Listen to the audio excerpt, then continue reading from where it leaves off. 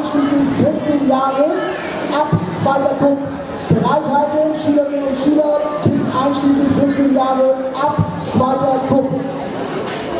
Anschließend beginnen wir mit den Jugendklassen, einschließlich 17 Jahre, also U18 in allen Klassen, im Einzelbereich.